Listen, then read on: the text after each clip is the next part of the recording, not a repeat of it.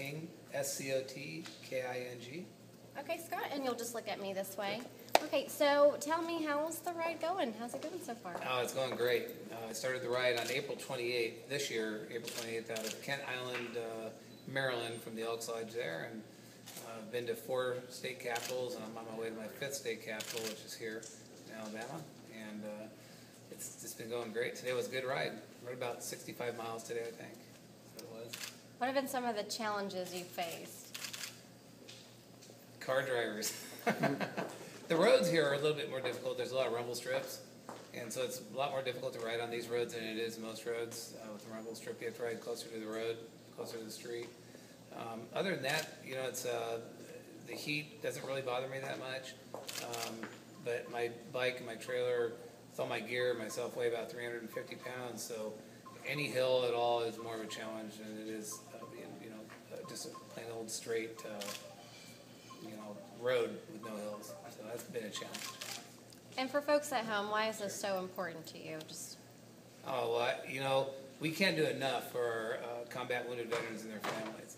And anytime we can change somebody's view or somebody's opinion on how they should treat veterans or their families coming home, and if we can get the communities to reach out to help those family members that are here, whether spouses are on deployment, in any part of the world. It doesn't just have to be in theater over in Iraq or Afghanistan, but there's a lot of veterans that serve this great country that are in other parts of the world, and the families are here, and the spouse is taking care of those, the family needs, the kids, they're everything to them. The doctor, the nurse, they take them to their soccer practice and baseball and everything else. So, it takes a community to help take care of these families, and that's what we need to do as a nation.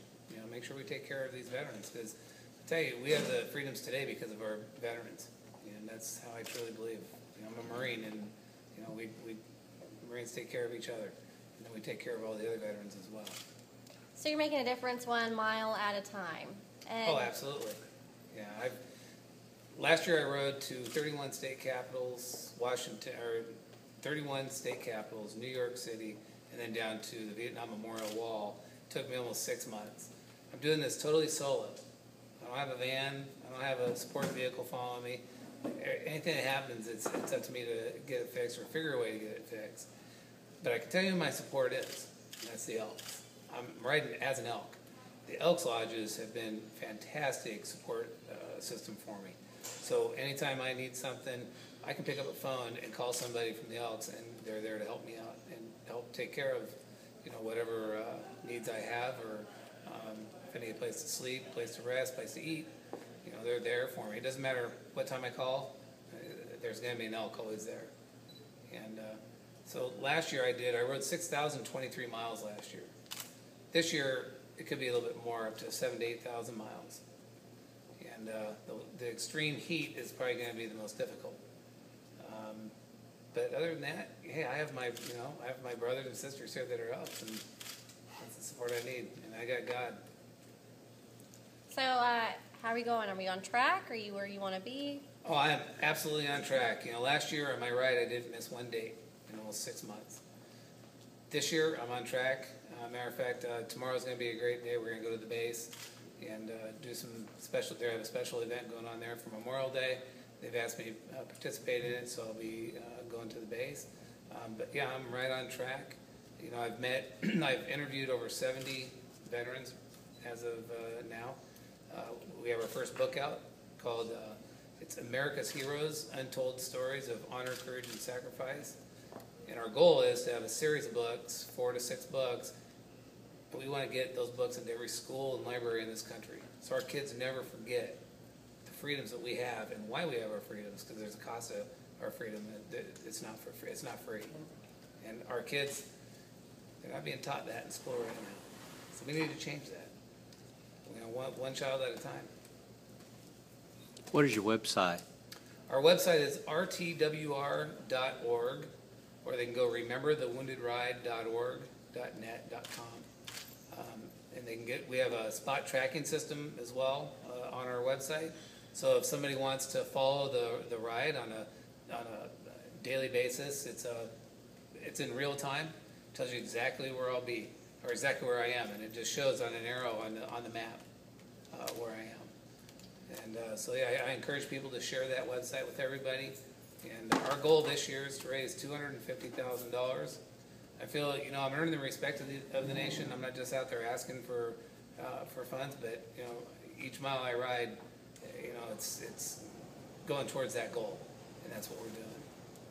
So, What have you learned from the wounded veterans you've talked to? oh. Well, I can tell you, some of the ones that I've met up in like Bethesda, the spirit that they have and the smiles that are on their faces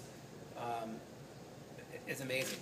You know, I met men up there that have lost both legs. I met a good friend of mine. He lost both legs and his arm. He has the biggest smile on his face. He knows that his life isn't over just because he got wounded. These men and women that are wounded in combat, they don't want to be treated like they're a handicap.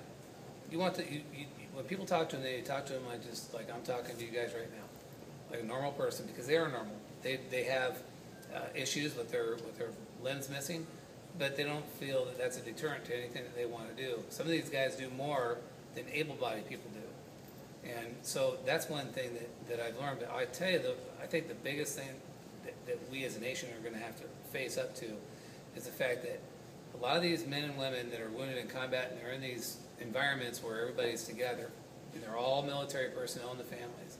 What happens when they leave there? Some of them are there for 2 years, 3 years, it all depends on their injuries. And when they leave there, they go to their small town, wherever they're from, and everything's different. And that's when that's when alcoholism starts, you know, the drugs and all that stuff, because there's not a support group there for them. So we encourage everybody to reach out to these, to these men and women to make sure that they don't find themselves in situations where they're not going to be able to get out of it, from the drugs and the alcohol and homelessness. You know, right now the unemployment rate for our veterans is almost 30%. 30%. That's crazy. That should never happen. And so, you know, I encourage all businesses to look at our veterans to hire. They're already disciplined. They know how to get to work on time. They know how to hold down a job. They know how to take orders. I mean, it's a win-win for everybody, and veterans make great employees. So, you know, those are some of the things that I've learned. You know, it's meeting these, you know, veterans along the way and talking to the families and what their struggles are.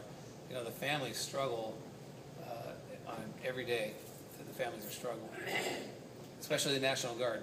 National Guard isn't designed to go on, 3 and 4 deployments. And then they draw them from all over the states. There's no bases, if they had a base in every single town, that'd be different. But they have a base in one particular part of the state, and this family's down here. So what are they supposed to do? It gets very hard for these National Guardsmen. So my hats go off to those families that take care, the spouses that are at home. Because when a man or a woman puts on that uniform, the entire family puts it on. It's not just the veteran himself, the entire family.